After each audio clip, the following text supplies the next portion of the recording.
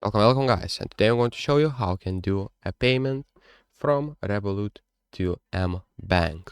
So what you'll need to do is go to your Revolut app and right here go down to your screen where it says payments, click on that. If you don't see this, so just swap your finger like this up and you'll get this tab right here.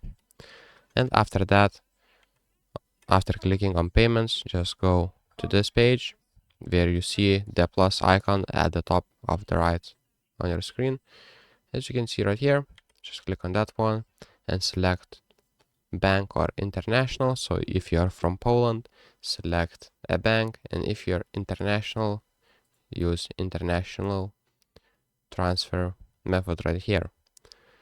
After that, you'll need to add bank recipient. So select if this individual or business, then of course select the country Poland.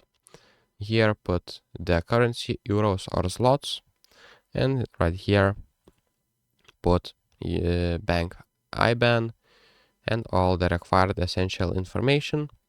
After that, after putting all the required information, click on the white arrow and you will be able to put the amount that you want to send.